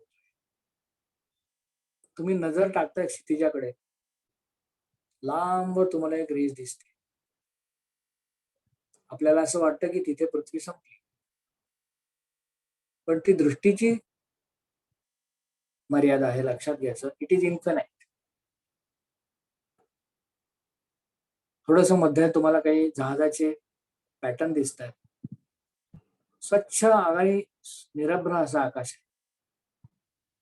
सूर्य उगवायला लागलेला आहे, त्यामुळे सूर्य उगवतानाची जी केशरी रंगाची त्याची किंवा पिवळ्या रंगाची जी छटा असते ती पाण्यावरती समोर पडलेली आहे.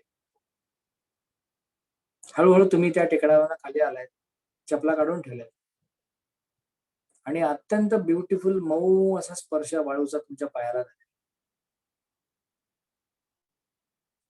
त्या पावलात वाळूमध्ये पाय रुतवत तुम्ही जातात. कोरडी वाळू आहे.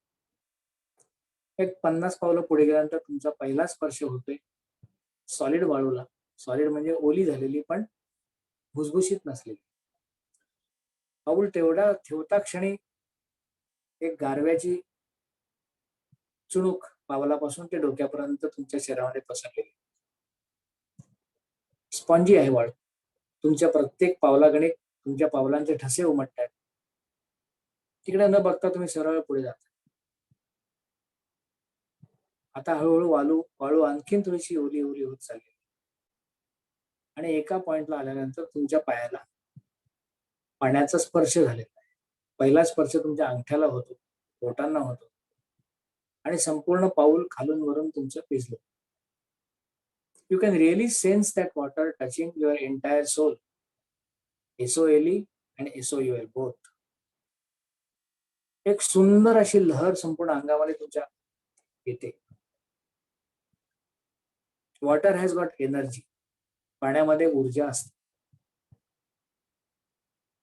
हवेमध्ये ऊर्जा असते.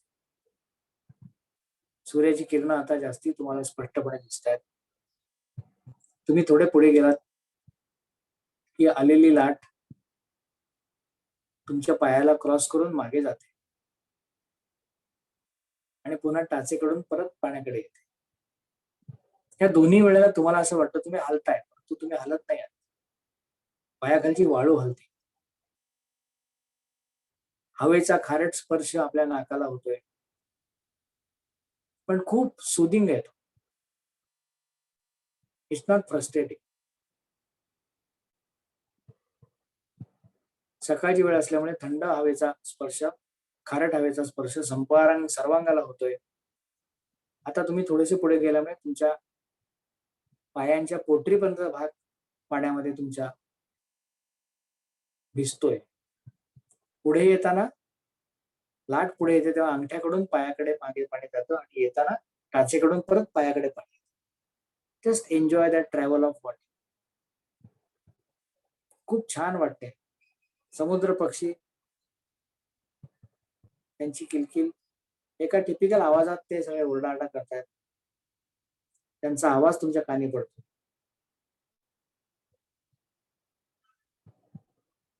लाटेचा जो उगम आहे तो समुद्रात तुमच्या दृष्टीच्या कुठल्याही टप्प्यामध्ये आहे. तिथून लाट निर्माण झाली. त्या एका लाटेवरती लक्ष केंद्रित करा.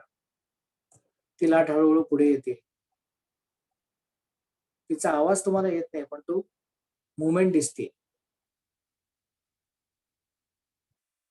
तुमच्यापासून एक 10 फूट 15 फूट अंतरावरती आल्यानंतर ती लाट थोडीशी उसळी घेते आणि पुन्हा लीन होऊन पाण्यावरती जमिनीवरती खाली पडते आणि तुमच्या पायाशी येऊन थांबते किंवा पायाला क्रॉस करून पुढे जाते. हा खेळ 2-4 लाटांचा करायचा आहे. Sense it.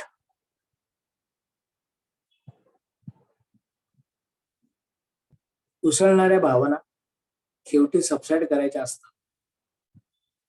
हाच मेसेज ह्या लाटांच्या खेळामधून आपल्याला.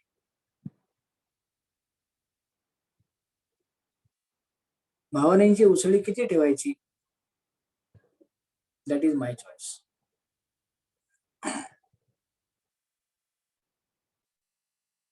तुम्ही कोणीही एकमेकांशी बोलत नाही because there is no need to speak. एक निशब्द ध्यान तुमचं चालू आहे. समुद्र आणि मन दोन्हीही एकच आहे. तळाशी ते अत्यंत शांत आहे. सगळी जी खळबळ आहे ना ती किनाऱ्यावरती. आणि समुद्र काय करतो, प्रेशियस गोष्टी आपल्या पोटात ठेवतो आणि कचरा बाहेर टाकतो. We are doing same thing. सद्विचार, संतुलित भावना आणि त्याची मॅनेजमेंट आपल्या मनाच्या तळाशी आहे, कप्प्याशी आहे. आणि खळबळ जी आहे ती बाहेर टाकून देतो. We are doing catharsis of our emotions. नको असलेल्या गोष्टी समुद्र किनाऱ्यावरती आणून टाकतो. So it shows the way to it. आपण नको असलेल्या गोष्टींना किनारा दाखवूया. छानपैकी समुद्राचा उजून वायू भरून घेतलाय. Now we are going to return. तुम्ही पाठ फिरवताय तेव्हा तुम्हाला समोर सूर्य दिसतो. सूर्याकडे एक काही क्षण बघा. ते अनादि अनंत असं तेज आपल्यामध्ये साठवून घ्या. आता आपण चालायला सुरुवात केली. आता तुमच्या पाण्याचा होणारा स्पर्श टाचेकडून अंगठ्याकडे आहे आणि पाणी मागे येताना तुम्हाला मागे ओढतंय असं वाटतं, परंतु तुम्ही पुढे जाताय. Start walking. पोटरीपासून होणारा पाण्याचा स्पर्श हळूहळू घोट्यापर्यंत, नंतर पावलापर्यंत येतो. पाणी परत जाताना त्याचे काही विशिष्ट पॅटर्न खाली जमिनीवरती तयार होतात, ते बघा. एखाद दुसरा शंख असेल तुम्हाला आवडणार, शिंपला असं उचलून घ्या. हळूहळू आपण चालायला सुरुवात केली. पाण्याचा स्पर्श आता थांबलेला आहे, पण मऊ वाळूचा स्पर्श खूप छान होतो. Enjoy the walking. Slowly you are coming in to the dry area. पाय तुमचा रुततो वाळूमध्ये. ओल्या वाळूचा आणि कोरड्या वाळूचा एक छान कॉम्बिनेशन तुमच्या पावलावर तयार होतं. राहू दे तसंच. पुन्हा एकदा तुम्ही ती टेकाडी चढून वर येत आहे. त्याच्या पलीकडे काढलेल्या चप्पल घालताय. चपलेमध्ये वाळूचा स्पर्श तुम्हाला होतोय. Again you are coming back. फाटक उघडताना परत एकदा तो आवाज येतोय. पाठीमागून तुम्हाला समुद्राची गजाल ऐकायला येते. सुंदर असा एक सकाळचा अनुभव घेतल्यानंतर आपण वाडीमध्ये प्रवास करतो. तिथल्या विहिरीशी आल्यानंतर पाणी काढून ठेवलेलं आहे. त्या पाण्यामध्ये तुमचे पाय धुताय. विहिरीच्या पाण्याचा थंडगार स्पर्श, स्वच्छ पाण्याचा, खारं पाणी नाही. आणि तुम्ही येऊन रिलॅक्स होताय तुमच्या जागी. Once again awareness of your surrounding. तुमच्या भोवतालचं वातावरण, आतापर्यंत केलेल्या संकल्पाची जाणीव, प्राणयुक्त शरीर आणि तणावमुक्त मनाची जाणीव, जवळपास येणाऱ्या आवाजांची जाणीव आणि योगनिद्रेतनं बाहेर येण्याच्या प्रक्रियेची जाणीव. त्यासाठी हातापायांच्या थोडीशी हालचाल. Have a gentle movement in your hands and legs. मान डावीकडे उजवीकडे फिरवायची. शरीर किंचित ताणायचं. दोन्ही हात स्ट्रेच करायचे, रिलॅक्स करायचे आणि सावकाशपणे डाव्या कुशीवरती वळायचं. Slowly turn to your left side. डावा हात डोक्याखाली घ्या, उजवा हात जमिनीवरती ठेवा. त्या स्थितीत थोडं थांबायचं. छान सावकाशपणे डोळे मिटलेल्या स्थितीमध्ये सर्वांनी उठून बसायचं. Slowly come to sitting position with closed eyes. Keep the eyes closed. You are in a totally trance position, so don't come to normal senses abruptly.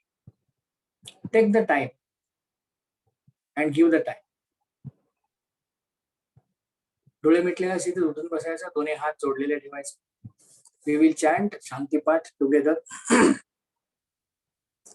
ओम पूर्णमदः पूर्णमिदं पूर्णात् पूर्णमुदच्यते पूर्णस्य पूर्णमादाय पूर्णमेवावशिष्यते. ओम शांती शांती शांती. दोन्ही हात गुडघ्यांवर ठेवायचे. दोन्ही हातांची तृणमुद्रा आहे. एक प्रणवोच्चार आपण करणार आहोत खालच्या पट्टीतला मकर थांबवलेला. त्यासाठी संपूर्णपणे श्वास सोडून द्यायचा. कम्प्लीट एक्झेलेशन. दीर्घ श्वास घ्यायचा.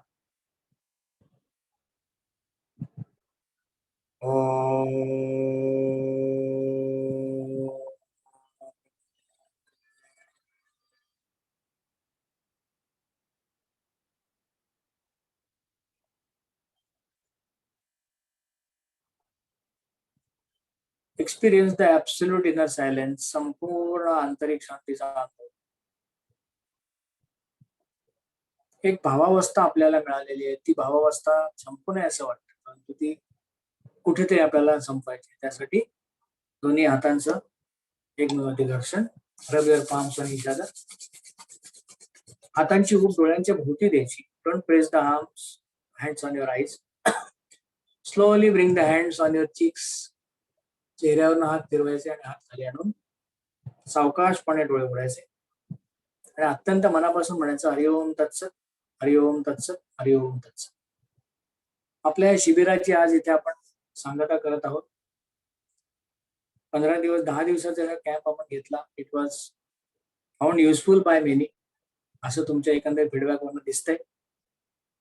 2-3 गोष्टी फक्त तुम्हाला सांगायच्या आहेत की ही एक फक्त प्रक्रिया होती, एक प्रवास सुरू झालेला आहे. So continue with that journey. आपण काही फार ग्रेट आसनांचा भाग शिकलो किंवा असं काही नाही केलं. We have try to do the things in a simple way. आणि हे तुम्हाला सांगितल्याप्रमाणे तुम्ही युट्यूब वरती अवेलेबल आहे. तुम्ही याचा अनुभव केव्हाही कितीही वेळा घेऊ शकता.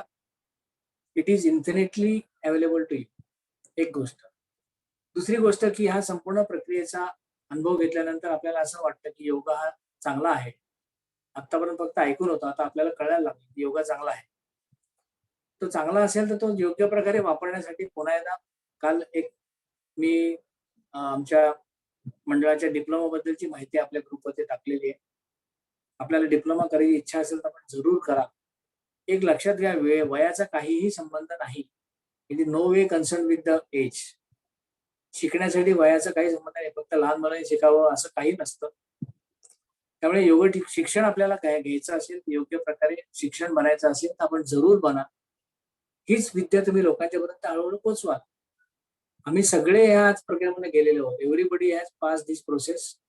आणि आज काहीतरी आपण दिल्याचं आणि काहीतरी लोकांना मिळायचं समाधान आम्हाला मिळतंय. ते समाधान प्रत्येकाला मिळू शकतं. So you can really take admission for the diploma course if you want. Online course सध्या आहे. मग समजा ऑफलाईन झालं तर काय करायचं, ही भीती तुमच्या मनामध्ये असेल नक्कीच, आणि ते काय व्हॅलिड आहे. परंतु ती जी भीती आहे ती डोक्यातनं काढून टाका. जरी आपण ऑफलाईन एकमेकांना भेटलो, वर्गांमध्ये आलो, तरी ऑनलाईनची प्रोसेस पॅरलली चालू असेल. कारण आता ही काळाची गरज झालेली आहे. बाउंड्रीज ज्या आहेत ना त्या सगळ्या मिटल्या आहेत या करोनात. बघा ना, अमेरिकेची 10-12 माणसं गेल्या वर्षी आमच्या डिप्लोमाला होती. थायलंड मधनं माणसं होती, सिंगापूर मधनं होती, ऑस्ट्रेलिया मधनं होती.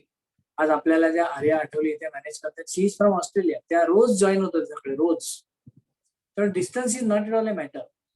काहीच प्रॉब्लेम नाही. So I request all of you to try of thinking this syllabus वगैरे बघा. खूप छान आहे. 3-4 प्रकारचे बॅचेस आपल्याकडे आहेत. 2 मराठीमधनं चालणारे आहेत, एक हिंदीमधनं चालणारी आणि एक इंग्लिशमधनं चालणारी. As per your convenience you can take the admission. आणि आपण थांबण्यापूर्वी I am really thankful to Nandini madam. तिला मॅडम वगैरे म्हटलेलं आवडणार नाही, पण तरी पण सांगतो की she has given a fantastic support for this particular camp. की मला खात्री होती की ती खूप छान प्रकारे या विषयाला जस्टिस देऊ शकेल. कारण तिचा तो अभ्यासाचा विषय, प्रोफेशनचा विषय जरी आहे असला तरी इथे ती प्रोफेशनल म्हणून बसलेली नाही, इथे ती योग शिक्षक म्हणून बसलेली आहे. नंदिनी, तुझे मनापासून आभार. आणि हो, आपल्याला आभार नका मानू, आपल्या नाही, नाही, मंडळाचंच आहे. अगं हे फॉर्मॅलिटी असतं, या कराव्या लागतात, त्याला काही इलाज नसतो. मी माझे आभार मानू शकत म्हणून तुझे मानतो, बाकी काही नाही. मग मी तुमचे आभार मानते. कसं असतं की एक सांगतो की अण्णांनी आम्हाला काय दिलंय, कल्पनांची शिदोरी दिलेली. नवीन नवीन कल्पना सुचल्या पाहिजेत तर तुमचं मन जागृत आहे हे तुम्हाला कळलं पाहिजे. कारण घडतं भोवती बरंच, सगळे लोक बघतात पण विचार खूप कमी लोक करतात. तर ती दृष्टी देवाच्या कृपेने अण्णांनी आमच्याकडे दिलेली आहे. त्याचाच वापर करून हे शिबिर डोक्यात आलं. आणि ही खरंच सांगतो की प्रत्येक माणसाला समस्या आहे. समस्या नाही असा माणूस नाही, माणूस उत्तर नाही अशी समस्या नाही, हे त्यातलं दुसरं महत्त्व. प्रत्येक समस्येला उत्तर आहे. प्रॉब्लेम काय फक्त we don't try to find out. Because आपल्याला समस्येवर राहायला आवडतं. सिंपल गोष्ट आहे. रडणाऱ्या मुलाला उचलून घेतात ना लोक, त्यामुळे रडत राहायचं सारखं. हसणाऱ्या मुलाला काय करतात, अरे गालगुच्या घेतात, काय मस्त आहे, चालला पुढे. तसंच हसणारं मूल व्हायचा प्रयत्न करा. आणि उद्याला आपला सकाळी ध्यान वर्ग आहे 7:30 ते 8:30. त्यासाठी तुम्ही जरूर हजर राहा. आणि संबंध मंडळाशी जो आलेला आहे तो तसाच चालू ठेवा. Get connected with the घंटाळी मित्र मंडळ. You are connected with the good organization, I can definitely say. तर तुमच्या सर्वांना अत्यंत शांत, सुखी, निरोगी, निरामय आयुष्य लाभो ही ईश्वरचरणी प्रार्थना करतो. आणि आपण इथे थांबूया. Thank you very much. खूप छान. आता मी आज ग्रुप ओपन करतोय. आता 1-2-3 तास ग्रुप ओपन राहील. तुमचं भाव इमोशन करा, तुम्हाला काय करते वरती करायचं. तुम्हाला समजा एखादी क्लिप टाकायची असेल तुमच्या अनुभवाची, जरूर टाका, काही हरकत. कसं असतं माहितीये का, हे अनुभव लोकांपर्यंत पोहोचणं खूप महत्वाचं असतं. बऱ्याच वेळा काय होतं, लिहायचा कंटाळा येतो. मग माणूस काय म्हणतो, छान वाटतं. पण काय वाटलं ते तुम्ही लिहायला हरकत नाही, हे बोलायला हरकत नाही. फार मोठी क्लिप नको, व्याख्यान नका देऊ, पण एक 2-3 मिनिटाची क्लिप द्यायला हरकत नाही. So have a wonderful life. जीवन खूप सुंदर आहे, लक्षात ठेवा. ते आपण संपायचं नाहीये. संपेल तेव्हा संपेल. आपण सुरू केलंय का? मग आपण कसे संपवणार? So always think positively. Hari Om. Thank you very much. चला आपण इथे थांबूया. कोण आहे त्याच्यात? घोस्ट कोण आहे? मीच ओपन करू का? मीच हो, बंद करतो. तुम्ही. Okay. I am ending the meeting for all. Thank you very much.